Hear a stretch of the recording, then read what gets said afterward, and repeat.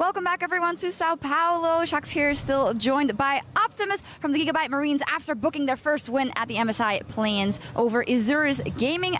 Congratulations, first up. And I want to ask you about that very chaotic game after a fantastic start. It was all chaos, all fighting all the time. Why do you think it turned into such a messy endeavor? Thì cái trận đầu tiên của mình á, thì khi mà mới đầu vào thì mình start rất là strong đúng không? Mình rất là mạnh. Nhưng mà tại sao thì cái game nó trở thành loạn như vậy? Một phần vì đây là trận đầu tiên nên cả đội có một tí gọi là chệch choạc trong việc triển khai những thế trận, cũng như là việc mà gặp một số trục trặc trong vấn đề gaming gear, nên cả đội đã gặp khó khăn một chút. Yeah, so partly it's because the first game ever in this tournament, and then we made a lot of mistake in preparing, and then we had some trouble with the gear. So yeah. Well, it's normal to be a bit nervous at the start. However, you guys did also pick a composition that was very all-in and very aggressive. Is this the kind of play that we can expect from the Marines going forward in this tournament? Thì cái đội hình của mình nó rất là all-in đúng không? Tức là lao vào đánh rất là nhiều. Thì đây có phải là cái lối chơi của đội Việt Nam mình hay không? Hiện tại đội tuyển của Việt Nam thì có thể sử dụng rất là đa dạng về chiến thuật, và đội hình vừa rồi thì chỉ là một trong những chiến thuật mà Việt Nam có thể sử dụng mà thôi. Yeah, so our team have a lot of strategy prepared. So this is just one of that strategy. Okay, well, Optimus, you're no stranger to the international stage. We all remember you from All-Star in Barcelona. How confident do you feel up against all the other mid laners in this tournament, in this group specifically, because it's a pretty stacked mid lane talent group? Thì em đã đi nước ngoài nhiều rồi ha, đặc biệt là cái onside vừa rồi á, thì em có cảm giác là tự tin khi đối đầu với những cái mid laner khác của trong đội trong bảng này hay không? Bởi vì cũng đã thi đấu nhiều và cũng như là có kinh nghiệm rất là nhiều, thì hiện tại khi mà đối đầu với những mid laner khác thì bản thân em cảm thấy rất là bình thường, và khi đánh thì chỉ cần quan trọng việc tướng mình như thế nào thôi, chứ không cảm thấy lo sợ hoặc là quá tự tin và tự mãn với việc đối đầu với mid laner nào khác. Yeah, so he's been on the international stage a couple times, so it's just business as usual for him. It's all because of based on the champions, not based on the players. Well, we will see what happens further, but you guys got off to a fantastic start. Congratulations once again, Optimus and Kai. Thank you very much for assisting in a translation. And now back over to you guys. Thank you very much, Shocks. Great to hear from Optimus that, you know, he believes they have many more plays left in that playbook that they can utilize throughout the tournament here, and that was just one of them. But picking up a necessary victory for themselves there. On to our third game of the day, Virtus.pro versus Isurus Gaming. Both of these teams still looking to find their first win here today. Given the losses that they sustained, what are your impressions of this matchup and how it might go? I mean, there's very positive signs in very different directions for both of these teams. You would say that Virtus.pro being able to throw a bigger spanner into the works, something that the Southeast Asian side just used to great success against Isurus Gaming. Always going to be a possibility against a predictably played side. I mean, specifically, what about the junglers here, Mark? Because we just saw, of course, you know, Isurus Gaming go for that Nidalee. It can keep up to some degree in the farming, but it's definitely not a meta champion. And it raises the question, why didn't you go for something like the Lee Sin or the Elise that can actually stack up against other early game junglers? Right, it's one of those instances where you would say, oh, and Elise is clearly better for their comp. There's a lot of pick-off potential, but the Nidalee might be something he feels more comfortable on, especially in the Graves matchup. He feels like maybe he can keep up with the farm a lot better. And even though it turned very gank heavy early on, after that kind of cooled off, there was a little bit more focus on that farming style. On the side of Virtus.pro, they played the Lee Sin in that game. Obviously, looking to make things happen, especially at 6. So I wouldn't be surprised to see Virtus.pro kind of copy some of the bans. The Lee Sin would have gotten through, and he maybe grabs that again if they try and target the Kazakhs and Gragas as well. And even if you pull it all the way out, both of these teams played very different style comps as a whole, right? And so how will those two clash up? We got one Blitz, Lee Sin, Varus. We are happy to engage all the time, anytime, full 5-man fights versus that more poke-oriented split push with the Jace in the side lane or pick comp. I have very high expectations that these worlds will actually collide. If you look at the first time Virtus.pro played, it was pretty much mid lane. They basically just stayed mid from about 12 minutes on and did not look like changing that strategy, but that's legitimately how Isurus try and win this game. Use their mid laner as a pivot point to get into the jungle. Well, if he's locked in mid because that's where VP are, then that's where everything's going to happen. Look, I'm not sad that we're seeing a lot of fights today, but I'm going to waste no more time and get us into game 3, so it's time now to send it over to our casters. Thank you very much, Dash. And yeah, I think they raise a lot of interesting points about how Isurus can try to get back in this one. Obviously, both teams coming off a tough loss. But VP's was one of the closer ones we've had, I think, so far in this whole play-in stage. So Isurus, they got to be sitting back thinking like, okay, if they pull the Blitz again, what the hell are we going to do? Ban Blitzcrank. There you go. I don't think we'll see a Blitz ban. It was a big pick in game 1 for VP. VP nearly won game 1 of the day. You can't overlook that. It was only Lion getting that good team fight play, the teleport into the base with Seiya closing that game out.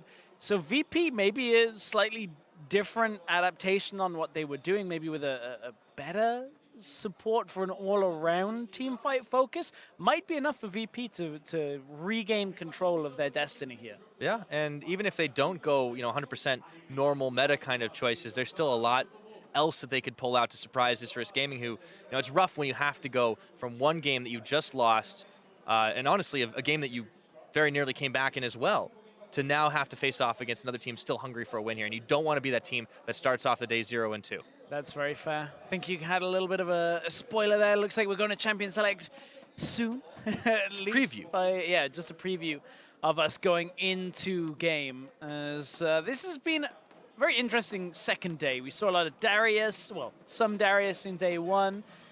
A lot of Ivan, but Ivan has been banned in every, not every game, but a fair frequently. Yeah, it was banned out in fair the frequent second game of appearance the day. bans, yes. But another thing that's been banned a lot so far is this Galio. It continues now as Virtus.pro removed not only that, but also the Ashe. And it's still 2 top bans for Isurus Gaming. The Fizz and the Shen, both removed once again. Yeah, and we talked about how Pride has a very large champion pool. Not opting to really utilize that too much in the last game. The Jace didn't have that much of an impact compared to what we maybe were expecting. Yeah, now the Elise is banned away, so that targets that QQ more, but as we saw last time with the Ivan ban coming through, he's not afraid to just pick up something length in Italy, so we'll see what he goes for this time around. It was very quickly picked up in that last game, but Kha'Zix made it through. This time available for Creox here. We had that banned away earlier on in the day, and now we get to see Creox on his most played jungler. 6 wins, 2 losses over in the LCL. I want to see what he can get done here. And I want to see what Isurus Gaming can answer with right now. Let's QQ more got in his bag of tricks to take that on, but Gotta be Lee Sin, or Graves, but Lee Sin tends to hold up better in the 1v1. Now Graves will out-farm effectively, will be able to farm it very well. Good, fast pushing potential. We just saw Isurus lose out to this. Maybe they'll look to adopt a few of those setups for themselves. Yeah, and likewise, talking about the most played champion in the jungle, for Creox, QQ has been that Graves, as he's rocking a 4-1 when right on that champion, Virtus.pro. Toying with a few ideas here on the next rotation as the Karma had been picked up by Isurus. We heard Mark earlier talking about wanting to see a Leona, wanting to see a non-ranged support just roam around and blow people up. Well, with a Nautilus in the first rotation, may very well be the case. Could be up in the top lane, could flex down to that support role. It's Hooks, Santos if he wants it. Yeah, just another one a little bit safer of one. He has played 1 game of it over in the LCL, but it's Doxy that's been mainly taking the Titan of the Depths in their league. But Virtus.pro, it's another Talia lock-in. A few Assassins flash for Paranoia, says, I can do this, but I'm going to play this one out. Nice and safe, get a lot of roams going, and Virtus.pro look like they're heading for a very similar style. Yeah, and in game 1, we saw Leon play the Echo into the Talia, and it did just fine. Seiya ended up 3-0. Paranoia, a little bit of a struggle to get himself into the fights. A couple of Weaver's Walls did, however, really hit the mark and end up going in their favor. This isn't a flex. This is Gragas going up into the top lane here, securing themselves a good tank matchup for Pride. All right. So Pride's got that one locked in, and now it goes once again to Isurus for the ban phase. They take away the Lulu, focusing on support, but it is still possible that that is where the Nautilus ends up going. Cassiopeia removed, so it's mid laner that VP want to ban away. Makes a lot of sense with Emp still not taking his choice, and there's a Kennen ban following up. Yeah, Kennen as well now trying to take away one of the good matchups into Gragas, or at least a bully matchup. Gragas can contend with this. If the Syndra is available, I wouldn't be surprised to see Isurus just go towards that Syndra themselves. We just saw Emp play a game on it. Looked decent, but a difficult matchup against the Zillion. Talia, a little bit easier of a match as well. LeBlanc is available. Either one is a possible matchup into Talia. Really letting it go down to the wire. That's the last second LeBlanc ban by Virtus.pro. So the question is, what is Emp going to dip into? He does have a pretty wide champion pool. He's played, obviously, a lot of the Ryze, played a bit of Jace in the mid lane. Seen a couple options. No emphasis on AD carries. Both Ashe and Varus, Caitlyn available. We haven't seen the priority on that, but that's a lot because that Ivern has not been picked up. So will it be AD carry here? Will Isurus save their AD carry to try and hold the matchup? They go for a safe AD carry, in air quotes, one that can't really be killed particularly easily. Very mobile in this Ezreal, but certainly out of the meta. Of course, I mentioned Ashe, it was banned away. And speaking of save... Wow, Blasting got the quick lock-in for the Lucian to try and get a little bit of dueling potential here. But from the land of aggro supports, will we see echoes of Lecrit? Not this game. Maybe. Maybe. Stop playing with me, Santis. You probably don't want to play Blitz into Ezreal. It's one of the only AD carries that can actually get away. Okay, they go a little safer. They get themselves a tank. It's the Braum lock-in, but this is an old-school bully lane, right? Yeah. Get yourself the double tap, build up those stacks, and get the stuns off. Yeah, you get the stuns. You can also deny a lot from the likes of the Graves, from the Gragas. Now mid lane we go, expecting the Syndra. Depends whether they want to play something like a Ryze to roam along with it. But that is Emp's most played mid laner. If they do go for that, it would push them later into the game. So I like that they go for a champion that can utilize that teleport, play the Echo into the Talia, match the roaming potential. This is a very mobile composition too, right? Because Echo is not the only one that can close a lot of gaps. You have the Gragas, you have the Graves, the Ezreal, and Karma has a speed boost. This is a composition that when you group them all together, I mean, they could definitely chase people down. The question is who they're going to focus on. I feel like it's going to be the Kazakhs. To some extent, yeah. I mean, for VP, I wonder whether we'll be going bot lane again. It happened in the first game. I guess it was towards the duo who actually ended up in top side when they made a swap, but with the teleport, with the Weaver's Wall, you've got a Kazakhs that can move quite quickly into the lane as well. VP maybe looking to get Blasting going and end up carrying this game through. Yeah, potentially be the plan. They focused on trying to get Blasting ahead in their last game. However, it was a little bit tough up against Lion Gaming for a little while anyways. And eventually started to get rolling on that Varus. We'll see if the Lucian gets going a little faster. All the same, it's comfort, right? You look at what Doxy's got, his most played champion in the form of the Nautilus. Paranoia's on that Talia. This is something that VP are very well schooled in. And they look good reacting to being behind at the first moments of the game. They made that swap up to the top side. They got themselves into the mix quite effectively, but now Isurus coming off a loss. Can they shake off what was a tough matchup against the Gigabyte Marines now and look to pick up their first win of the tournament? We'll have to find out. Somebody's got to walk away with a victory. VP, they definitely have to still be smarting from the way that Lion game finished out. However, Virtus.pro definitely looking strong up until the end. Isurus Gaming, they had a lot of fight in them. I feel like if there's one thing that's for certain in this group, there definitely will be blood. Virtus.pro, Isurus Gaming. Who's going to walk away with the victory?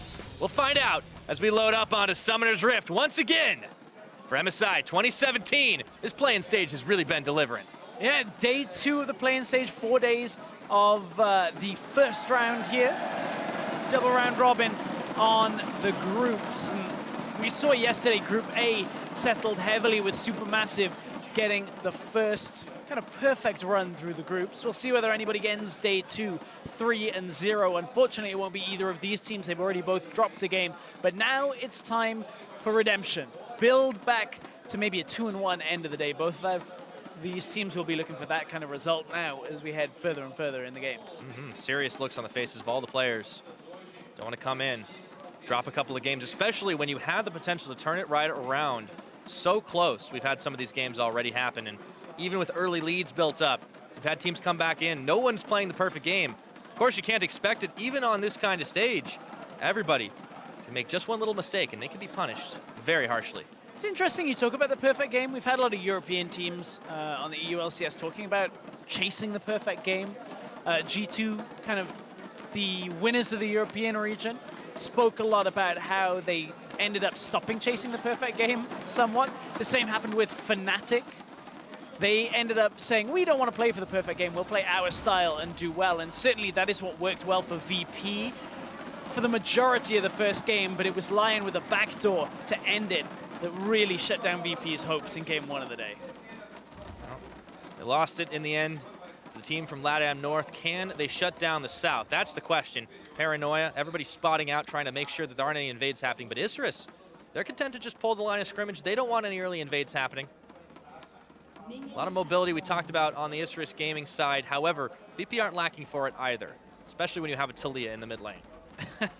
No lack from that Talia. So as we get closer into the laning phase here, you have to look at Lucian Braum up against Ezreal Karma. Lucian Braum very good at taking down a single target if you can get there, stacking up that Winter's Bite, you know, getting the passive, the stun. Ezreal Karma is one of the most difficult lanes to actually kill. Okay, there's not a lot of sustain that comes from the lane after trades, but the shields, the escape, the slow, the tether, everything can end up going into that safe zone for Isurus here in this bottom lane. So Blasting and Xantus may struggle to get ahead in this laning phase unless they can find the damage coming through in trades. You can see already the threat of illusion early on is quite palpable. You can get a lot of auto stand. This is Kindless way too far close towards Blasting, way too close. Yeah, Kindless has had a lot of trouble so far in this tournament with unsuspecting some of the positioning, maybe not just in lane, but across the board on this Ezreal that should cover some of the gaps. But the problem is he keeps getting pushed back, and we're seeing the old school bully lane kind of coming to fruition here with Blasting and Santis trying to zone away, doing a good job of it. The reason he was closing the gap there was trying to even up the level 2 mark. You can see with one last Mystic shot, he ended up getting level 2, but it had already been VP that was assuming control of this wave. Now we get to see Kindless will have the ability to get away. You see shield comes out, allows Kindless to survive through a lot of this damage. So Blasting and Santis will struggle in this lane to at least dominate when it comes to trades. But CS is easy for Lucian to accrue. You can see already a lead. There's a bunch in the wave in front of the Isurus gaming bot lane. But it's going to take some time for Blasting to open up a good lead. Yep. However, they are going to be able to get some spots on the map and make sure that they don't get jumped on by QQ more. However, they should have been looking top right now because he's going in for the level 3 gank. Pride taking up some damage. Riptide's there, but there's a belly bop, and flashing Doxy's going to try to get the juke off. In comes Kriok. Does he have the damage? QQ more flashing for first blood. Is he going to give his life? Kriok does not have the final hit. The smoke screen laid down for QQ more. End of the line. Does not go where he wanted, and Kriok gets one. Can he get two? The big barrel. Kriok might die to minions. Oh! The last minion auto. It was a good play around the smoke screen from QQ more there. Kriox couldn't quite afford to go aggressive at first, but that ends up being a trade in favor of Isurus. So QQ more comes up to the top side. Doxy's already around about half health. Big hit from that barrel to take him lower, but buys enough time, gets a Titan's Wrath through. They think, okay, maybe Kriox is enough here to deny. Flash over. QQ more knows he has to get that first kill, goes back into the smoke grenade. Could have gone down and out, but didn't want Kriox to get away with his life. Knew Pride wasn't enough on his own at that point to get the kill, but Pride proves him wrong, gets the kill anyway. Yeah. Minions get the assist. I think he might have died to the red buff at the end of it all. It was hard to tell what the last tick was, but yeah, that was definitely some inches, and well, it's going to matter with the early game item choices. There's 5 Doran's rings between those 2 top laners at the minute. Emp's going to teleport back into the mid, and well, the mid lane for once today has been a little quieter. It has, in this game at least. Last game we'd already had 4 ganks mid by this point. There's no Nidalee, so that's part of the difference. Well, no level 6 yet on Pride, so no way of really capitalizing on QQ more being top without a mistake coming through from Doxy. If he pushes up with this wave, it would be the kind of mistake that could cost him, but you can see recalls out, knows he's lost that trade, can sense the fact that Pride, ooh, he actually thinks Pride came out of the lane for a while, doesn't anticipate QQ more still being there. Doxy's playing oh, this is the mind game. So close. Oh, body slam, flash. He's He's able to get the dredge line out though. Can he escape the damage? QQ more wants to commit. He can't do it. Couldn't quite get in there, Pride. If he was level 6, that would have been an easy kill onto Doxy, but Doxy was trying desperately to get as much farm from that wave as he could, but it wasn't to be. Now Creox is topside to defend against the push. Yeah, Pride burned his flash on that one. He'll trade it for a little bit of tower damage, and Creox being preoccupied in the top. In fact, Doxy didn't actually leave just yet, so they're going to be able to push them back together. And we check back in with the bottom. Blasting, still dishing some damage onto Newbie, but Kindless is starting to find his footing as he's found himself a CS advantage as well. Yeah, has been able to farm up. As we said, they're quite safe in the bottom lane. Will take a while for Blasting to accrue any kind of CS lead. Doesn't help. A couple of minions dying under tower. Oh, hang on, QQ Moore's here. Oh, close call there, but QQ Moore stealing that one away. And now they're looking to try and finish off an early tower up top, utilizing QQ Moore constantly sitting up in this top lane. They shouldn't have enough damage to do it just yet, but they can definitely get some chip on. Doxy stuck around long enough to get level 6, but it cost him on his recall timing now because his tower is getting pushed. This is one of the things that Graves can do very well, but look, Paranoia wants to come out of the lane. That will force Emp to push out mid lane under the tower. And again, try and deny as much experience here. VP trying to hang with QQ Moore and Pride up in this top side. Yeah, definitely racing to try and finish off the top tower. They should be able to get it. Doxy's going to show up just in time, but he still has no flash, and even with level 6, there's not enough damage to follow up on. Isurus Gaming, they're going to be able to knock down first tower of the game. Yeah, that was one of the easier tower first bloods that we've seen on top side come from top laners trading up there. However, mid lane, Creox wants to come in here. Emp gets a lot of distance out of that ult. Has to burn his flash, though, to get away from Creox at the end. The leap on top was just enough to force him back, so even though Isurus Gaming have themselves a gold lead, they can't sit pretty just yet. Not with Creox waiting in the wings, who is spotted by Newbie. Tried to steal away the Scuttle Crab. Hard to do against a jungler, but still. And another Infernal Dragon, by the way. We haven't really touched on this one this game, but we've been spoiled today, haven't we, Stretch? We have. There have been some serious dragons worth fighting for. A lot of mountains, a lot of Infernals. Now, looking at this bottom lane, Kindless, he's got a Vamp Scepter. Now, Ezreal does typically build Blade of the Ruined King, but it's a third item. Normally you'll go the Muramana into Trinity Force, whichever way you end up picking it up, and then get yourself Blade of the Ruined King. This could be a very early Blade for Ezreal. We haven't seen that all that often, but obviously the high propensity of AD carries to build Blade of the Ruined King because of the strength of it. Doesn't synergize the best with the kit out of Kindless because he's not quite so attack speed based, but nevertheless, likely will end up slotting into the build. I'm looking forward to seeing how this damage is changed by an earlier Blade, if he ends up even building it all the way. It might just be a stopgap in between his first items. True. I mean, he did go for the early longsword, so he didn't have the lifesteal available to him in the early on, but that shield's available from Karma. Just trying to play it out safe, it seems, for the time being.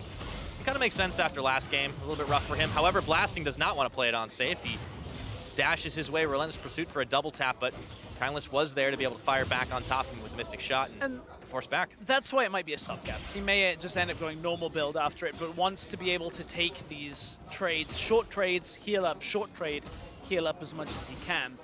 Blasting has got that build towards Cutlass completed himself, but Creox is looking to get into the bot lane here. There is a ward in the lane brush. The Tribush ward has just been killed, and they know QQ Moore is on the top side of the rift, but that means Paranoia coming back towards mid. Creox isn't coming into the bot lane now either. This is an interesting setup. There we go. To go. Oh, Santos, he goes forward. He does have 6, but he's not popping the Glacial Fissure just yet. It looks like the dual lane has managed to escape. Blasting was a little bit low. And Isurus Gaming, most of them are hanging around this mid lane, but in the jungle right now, denying anything that Creox would get. But Creox is still preoccupied by the bottom side of the map. Maybe he's just going to go for the Drake. He starts it up. That was odd. Kindless looked like he took a full channel of the culling in the bot lane. We didn't see it ourselves, but he ended up on like 200 health. Emp wants to go though, mid lane. Throws the Time Winder, gets a phase dive in, and that's a lot of damage dealt. However, it's all a cover right now, and there goes Santos in onto QQ Moore. Blasting gets the stun off, able to proc it down. Paranoia can't get away. Flash for flash, followed through collateral, forces the heal. Blasting He's still alive. can't get the job done. Meanwhile, Emp keeps Santos busy, and Pride TP's in. This looks like we could be in for another couple of kills. Santos, He's going down. That's a double for Emp, and it's mid-tower time for Isurus. In what looked like a very controlled setup to start this in favor of VP, now it's all gone crazy. Doxy's 1v5 right now. He was trying to get the pick off, but it's just not enough damage. Kriox comes in a second too late. Doxy's down, and there's still a wave to contend with, but Isurus are low health bars. They do not want to tangle with this Kha'Zix. No, they do not want to go aggressive here at all. It looked like VP had full control of that exchange. I think Blasting flashed over the wall with no mana. You can see he uses a lot of his mana on that exchange there. And from here, does he even cast an ability from this? Took so much damage off that end of the line. Blasting couldn't quite survive. Kindless came over for the tidy up on the kill. And from there, Isurus have Pride in position. Santos has to at least take a step back to try and avoid the cask. It ended up pinning him against the wall anyway, and VP heavily down now. Compare this to game 1, where they came out of the gate swinging. They took the exchange in the top side, played with the Blitzcrank, got the hooks. Now VP are on the back foot. They have to try and get themselves back into this game.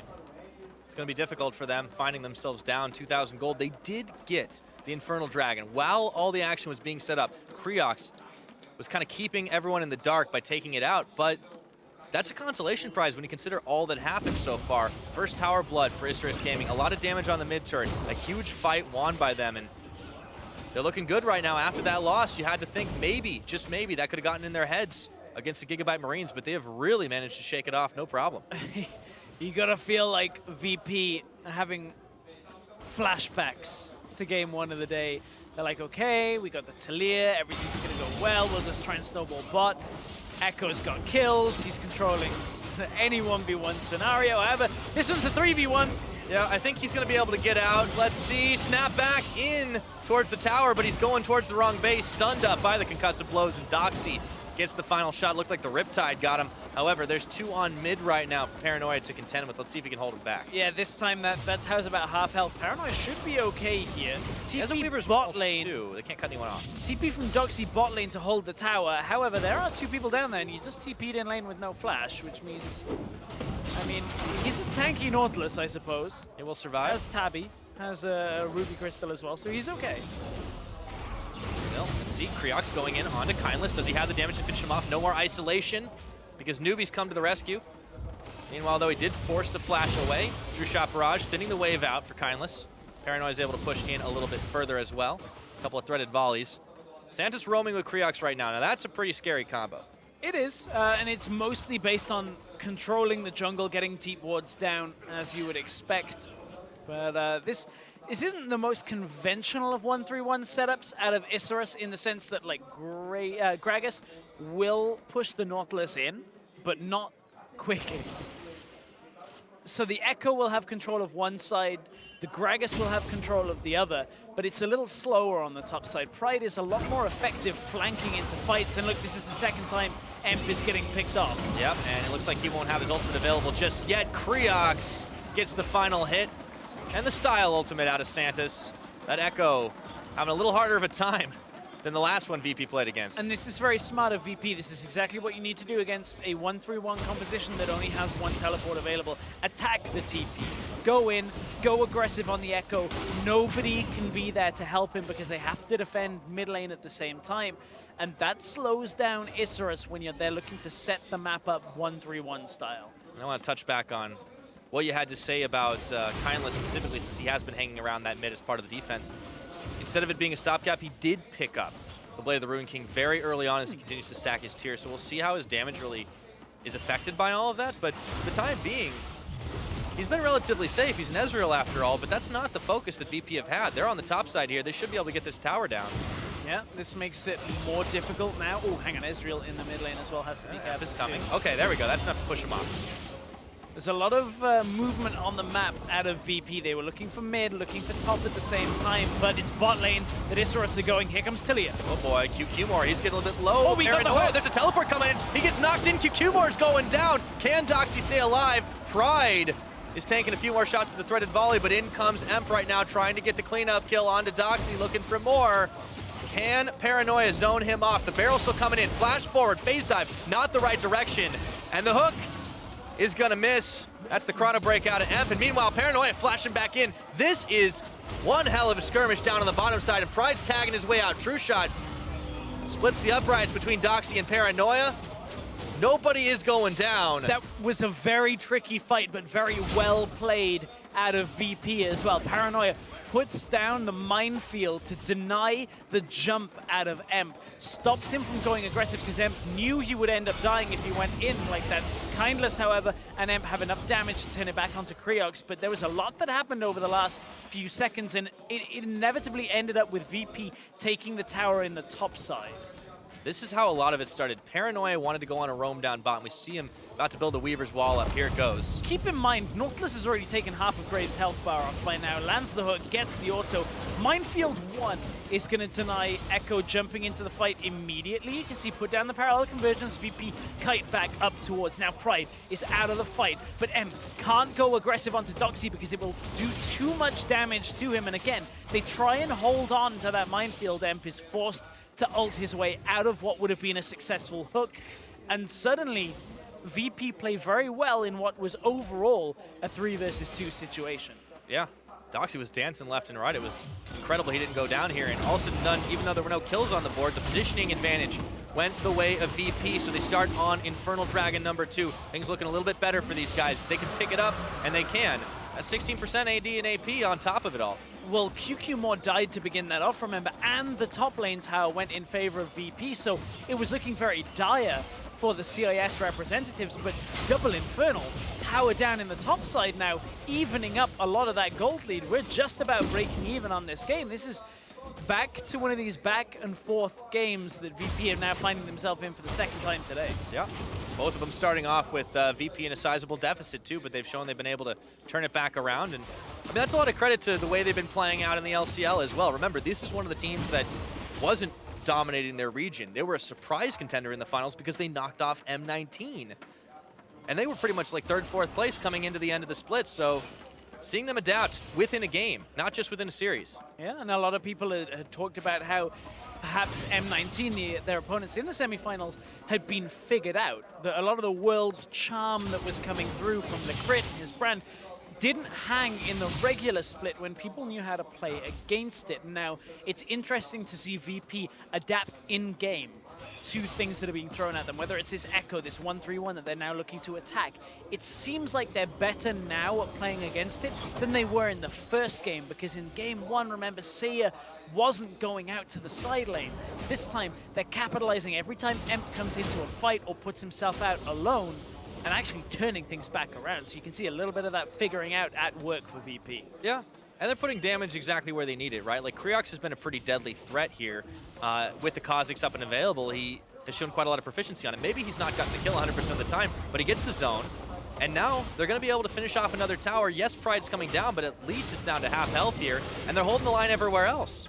Yeah, they do go on to Pride. Now, 1v3 though. He throws a barrel out, but that does nothing, and even Santis was coming to the party. This is going to be a quick push here. There's Virtus.pro. a reaction in mid lane though, but again, they've attacked the TP user that has it available. Look, Emp, his is on cooldown, whereas Pride's is up and available. So go and attack that, take him out, instantly get the tower behind it. Now you continue to push. Paranoia is going to try and hold the mid lane with Creox as well for now, and there aren't too many options for Isurus, but Echo is pushing on the top lane too. And Paranoia, ooh.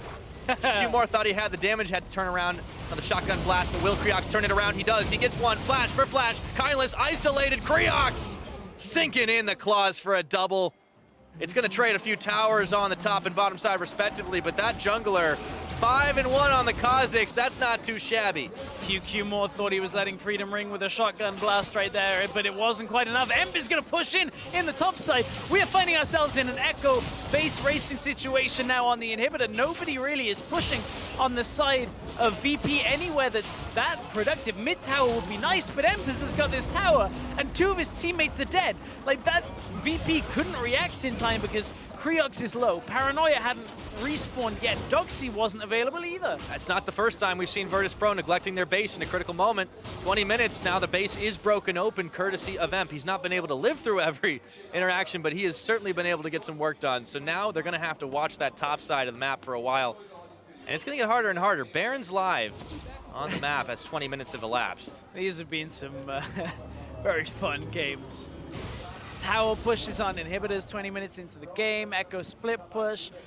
But I like what VP have been doing up until that point. Like, really working well around the 1-3-1. That time they let the Echo kind of loose on the map. That's my kind of analysis. I love what they're doing until they lost their base turret. Hey, we're in the NALCS studio. It's the home of, up until the point they lost, they were winning the game. Well, GGU saying. Yeah, then became Team Coast, but that's your man Skara, responsible for that particular one. But back into this game. It's fine. We're into a lot of action here in Group E, and we've had so many high kill games, and a lot of it is thanks to these crazy picks. The Creox coming in for more, looking for another, but QQ More is able to dash over the wall. Exhaust was burned. Here comes Pride. Try to get him. Pride coming around the other side. Let's see if he gets one. He knocks. Blasting into the Baron pit. This was a little bit of pinball, but at the end of the day, it results in Paranoia being isolated from the rest of his team. Can he get out of dodge? No Weaver's Wall up and available. I don't think so. Collapsed on, and Emp's able to get his third kill of the game. Let's see what VP can do from here. They're still sticking with 4 mid. Doxy finally joins the exchange, but VP, you can see, they're kind of struggling without some of the damage that Creox has been bringing to fights, but Creox got taken very low to start that one off. Paranoia ended up the wrong side of the fight, ends up getting picked off, but Blasting showed himself. Looking for Kindless, and there's a lot of flashes burned. He's taken down. Santa's even getting the last hit. That's a present for him. Pride now being chased, flashing away from Creox, but he's gonna have Hop in just a couple of seconds. Doxy keeping QQ More occupied. Down he goes. Santa's claims another. The scumbag support steal, but give it to him this time, and Colin gets unloaded onto QQ More in the back here. And everybody's backing away on the side of Isurus Gaming as the minions are charging into inner. Look, Santos is just trying to do the brand for the team. He says, I might not be Pasha, but check out these biceps as I'm flexing on a double kill for VP in the mid lane. And this is how it all came about. Pride Blasting nearly gave the game away on this one, hiding around the corner, but flash, over onto Kindless and the rest of Isurus. And Creox, he thinks he's got his 6th kill of the game. Santos, as you said, playing the right skin as well. Yep. I can't believe it's taken me 23 minutes to notice he's playing the right Braum skin.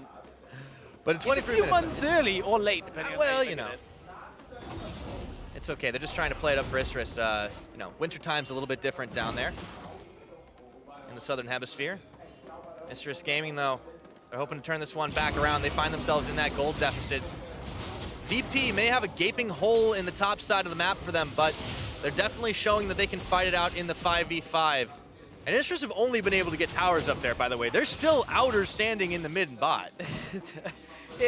It's one of those weird games. Like, game 1 ended with Lion getting a backdoor to win the game while mid-outer was still standing. Maybe we'll have the same thing happen. Mid-outer's still standing in this game for now. And VP, they are pushing up in the top lane. Emp tries to go aggressive onto Creox. Does, isolated for just a second, but he's able to get himself out with Chrono Break. Tower should go down, though, not a whole lot left. But Auto of Paranoia, is he gonna pay for it? The barrel knocks him back right into Emp here, and the fight is on.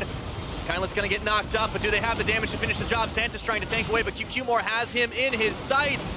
It is now currently 1-0, but Isurus going incredibly low here, but somehow they are able to limp away without a single death. Full channel of the culling basically makes QQ More rethink everything going through the jungle there. QQ More didn't want any more of that. You can see Flash just now available for the Graves, so couldn't really reposition himself that effectively. VP not backed off right now. They want to keep the pressure going, even though the tower is done. Pride is pushing up, and he's about to find out. There's a lot of people here. No sense in back. But this ain't a parade for him. Okay, teleport coming in. This is going to be a little late for Emp right now, and he cancels it. Sorry, buddy, you're on your own. 40 seconds still on Pride. VP, they might start thinking about that Baron. Yeah, VP, I think that's normally where they go to, but they're recalling out low on mana, but that typically isn't what affords a recall. It is going to let Isurus ward. 21 seconds left. I think they probably could have looked for it, maybe not wanting to 50-50 on that. Yeah. As QQ More was still around.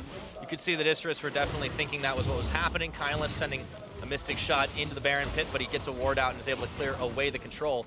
Paranoia still keeping his mid lane cleared. The waves are pushing in favor of Virtus.pro right now. Things are looking good from the squad from the Commonwealth of Independent States. We'll see if they can keep it going and cruise to their first victory here at MSI. So we were tracking Kindless damage. Hasn't really shown the same bite that Trinity Force, Muramana, Ezreal kind of does post that 2 items. Like he's still been outputting damage, don't get me wrong, but really the Ruined King, he's been using it to kite a lot more than just output damage. Now he will obviously have more damage. As we were talking about it, the Muramana just transformed, or Mana Munated. So now has more damage, just used his ultimate to check through that Baron Pit as well. So some of his utility is now a little lower. Yeah. All the same, even if the damage is not quite to the same level, Ezreal in the late game still going to be able to shine, and it's a while before we get there. They need to be able to survive. Ward down. Clutch for Emp as Creox was waiting in the wings, but you can see where VP are focusing in and around this Baron Pit. They want to make sure it's completely dark for Isurus Gaming. You can see Creox has got himself a Guardian Angel.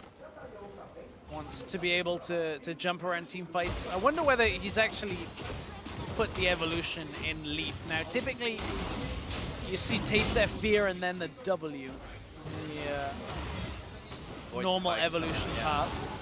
Oh, Emp, he's coming right on in. They found Santis, so they have the damage to finish him off. Glacial Fissure gonna zone away. Emp is gonna have to ult on in, but he didn't go very far, and Santis gets himself number 3. Creox limping away. Paranoia taking out Kindless. Doxy on the front line. Virtus.pro are plowing through Isurus right now. Pride's going down. It's just gonna be Newbie. It's just gonna be QQ more. And you better believe it's just gonna be Barrett. Yeah, Newbie's even gonna get cut off by Creox here. Newbie thinks he might be okay for now, doesn't realize he's running right into a Kha'Zix. Oh, this is the horror show right here. Newbie, he's gonna be able to walk it out. Creox has something else in mind. Yeah. The Baron's gonna get fired down, and team fighting from Virtus.pro has been impressive. They recognize that QQ, oh, Newbie's dead. They realize QQ Moore is still around. Blasting's gone over the back of the wall to try and fend him off, but now QQ Moore. Oh, he's going in! He's going in! Did he get the steal off? No, he can't do it, just a second too early, and he donates his life. Isurus Gaming cannot catch a break right now. That would have been the highlight play. That right there, if it had managed to weave his way past Blasting, blast coned in, and got the steal, but it wasn't to be. So here's how the exchange went. Emp tried to get the double stun, goes right into Santis, gets locked down in place. Chrono breaks back, but demolished again by the massive fireplace. Clearly didn't leave enough of a present out for Rudolph this year. Pride thought he was tanky enough.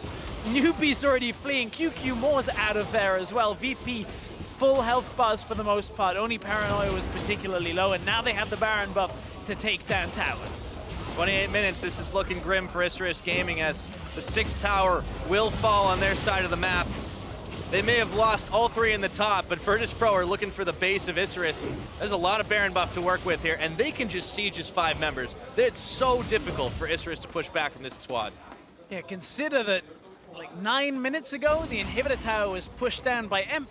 Again, we talked about how VP maybe are adapting to this Echo, this side lane split push Echo with a 1-3-1 setup. Well, Pride hasn't got the same strength that the Camille did in previous games, and that means VP can just constantly force Emp to come with the team.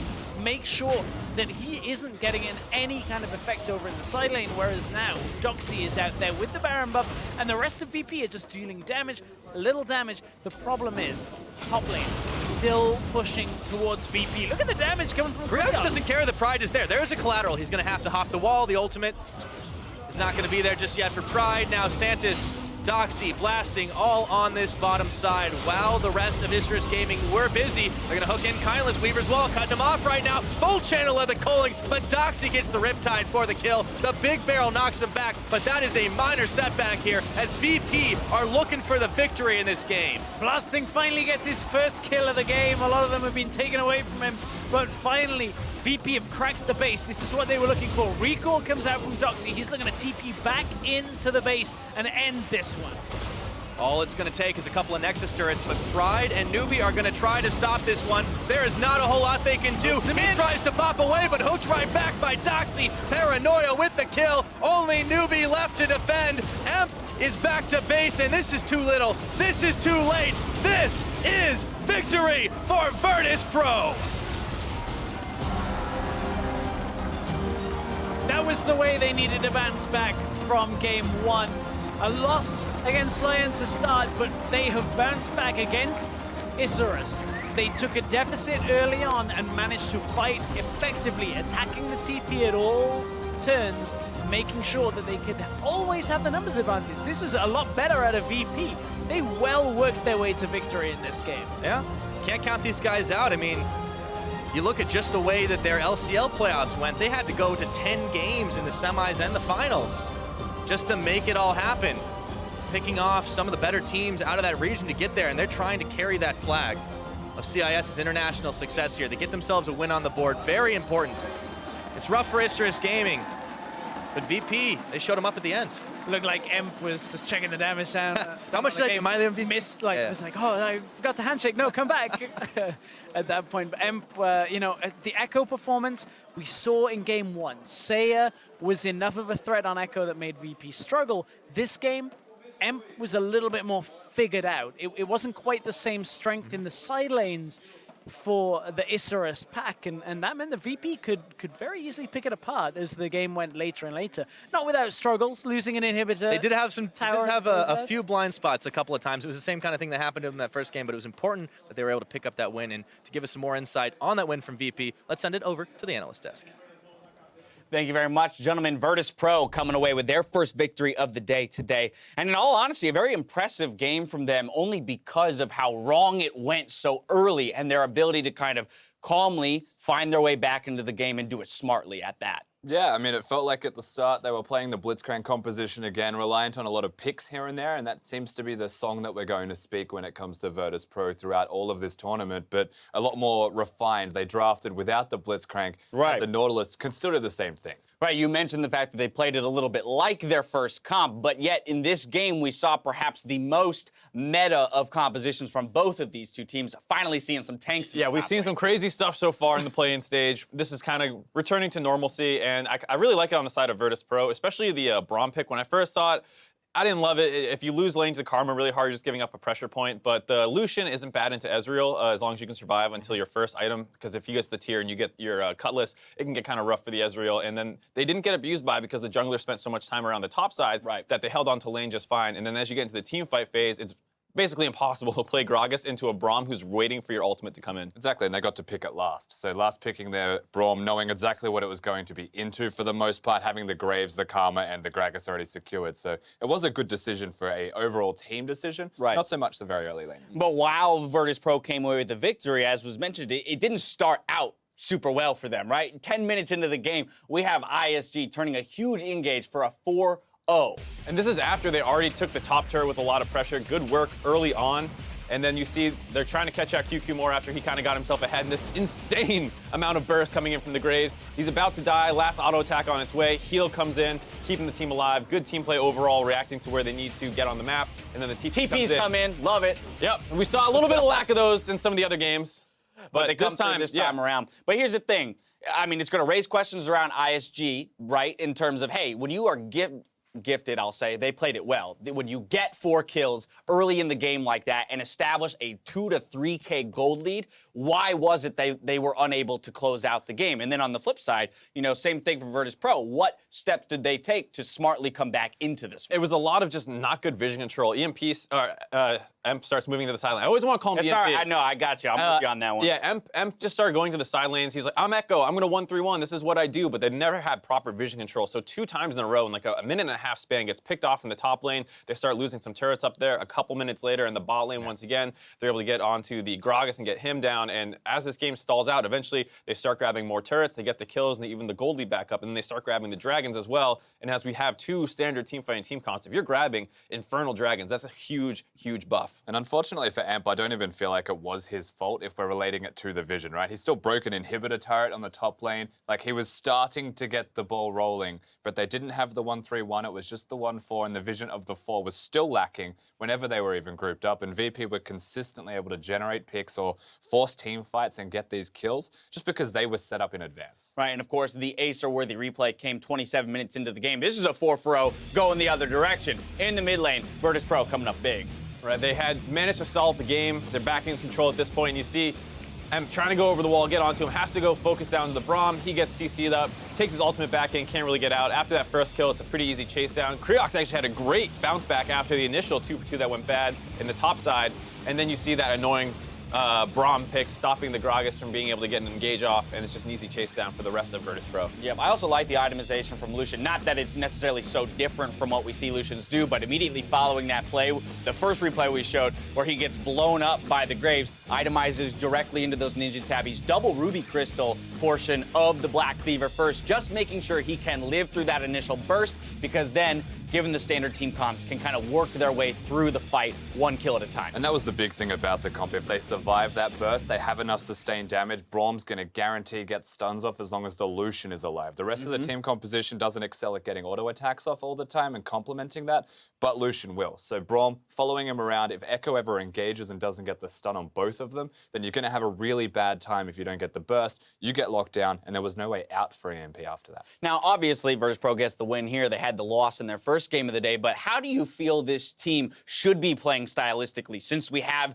two, kind of pieces of evidence for how they can play? Do you like them in that blitz, pick all-in kind of comp, or do you like the more standard setup once they warmed into the play style? I like the blitz, but I was making faces. I was like, I don't know if I like the blitz. But I like this one more because it makes sense, right? So it's a similar there thing. it is. So one is fun, one makes sense, it depends what you're trying to do. Right, exactly. If you want to be successful, the second team comp is probably the better one. Exactly, and it's more meta, as you were mentioning before, right? Yeah, they clearly like to group up. They want a team fight. If you just pick a nice 5v5 standard team comp, you got 2 tanks, an assassin who can go and do a lot of damage, a control mage, and Talia, and then whatever AD carry you kind of want to slap in that team comp works. And this time they go with the Lucian, and he played great. So I like this team comp a lot more than a little bit of a cheesy Blitzcrank pick. Let's jump over to Isurus Gaming then, because again, this is going to be a tough loss for them to stomach, now down 0-2. If you're looking at, for example, Rampage from Group A, if you go 0-3 in a day, your chance of making it out of the group becomes very, very slim. So for them, their third game of the day here is going to be super important. What would you like to see them do in the next couple hours and come back here in their third game of the day to really set up themselves for a victory? I think they need to actually attack the drafting phase more around their mid laner. Yeah, they had the Echo clearing the waves. We saw really positive signs from invading the jungle of QQ more on the right side of the map. Their bottom lane was winning, but they need to translate all of this together, and their mid laner wasn't really there ever. It was just split pushing. That's the scary thing for me, is sometimes you can say like, oh, they're getting abused in the draft. Maybe if they change their priorities around. This time it really does seem like they are just kind of being the lesser team in a couple of these games in the mid game, where they might be close to even, and then out of nowhere it starts slipping away. Yeah, a couple fights that just didn't go in their favor, and boom, there comes the L, the loss. After a commercial break, the Gigabyte Marines return to the Rift to take on Lion Gaming. Don't go anywhere. You're watching the MSI Play-Ins. Belly bopping, flashing Dox. He's going to try to get the juke off. In comes Creox. Does he have the damage? QQ more flashing for first blood. Bueno. Tiramos medio. Dale. Bueno. Flash can. Bueno. Will Creox turn it around? He does. He gets one. Flash for flash. Kylus isolated. Creox sinking in the claws. Yo, I can go. Yeah, go. Okay, I'm MJ. Okay, I'm fine. I'm on Grace. Here, I'm on Grace. Gragas. F is back to base, and this is too little. This is too late. This is victory for Virtus.pro.